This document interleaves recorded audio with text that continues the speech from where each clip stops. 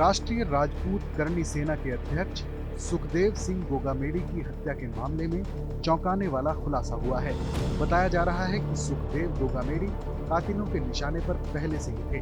दरअसल साल 2017 में जब राजस्थान के कुख्यात अपराधी आनंद पाल की मौत के विरोध में बड़ा धरना प्रदर्शन हो रहा था, उस धरने में गैंगस्टर रोहित गोदारा और सुखदेव सिंह गोगामेडी भी शामिल थे। लेकिन सुखदेव किसी बात पर धरने से अलग हो गया।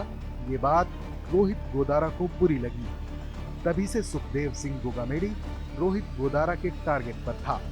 उधर रोहित राठौर की सुखदेव गोगामेडी से निजी दुश्मनी अलग थी, क्योंकि जब रोहित राठौर की महिला मित्र ने उस पर रेप का केस दर्ज करवाया और वो जेल गया, तो उस लड़की की तरफ से पैरवी सुखदेव सिंह गोगामेडी ने की थी।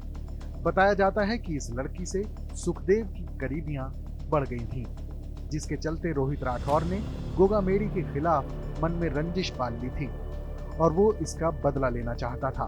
जेल में रोहित गोदारा की मुलाकात रोहित राठौर और वीरेंद्र चारण से हुई।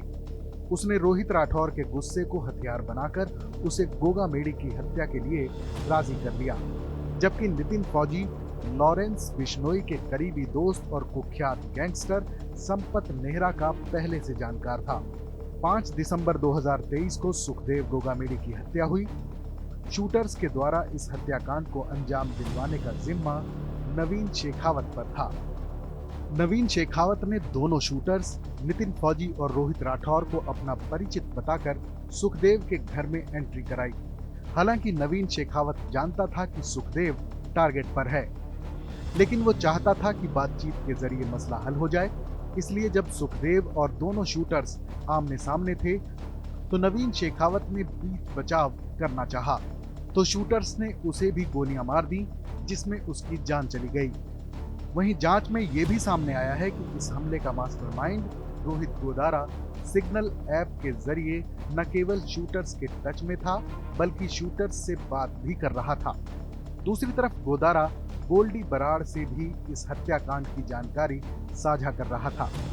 पुलिस पूछताछ में शूटर्स ने कबूला है कि वारदात के बाद दोनों मोबाइल तोड़ दिए थे और हथियार जयपुर के नजदीक डीडवाना टोल प्लाजा के पास जंगल में फेंक दिए। गोगामेडी हत्याकांड में शामिल दोनों शूटर्स रोहित राठौर और नितिन फौजी को राजस्थान पुलिस और दिल्ली क्राइम ब्रांच ने चंडीगढ़ से अरेस्ट कर लिया है। इन दोनों के अलावा तीसरे आरोपी का नाम उधम है, जिसने इन दोनों शूटर्स की मदद की। इसे भी पुलिस ने गिरफ्तार किया है।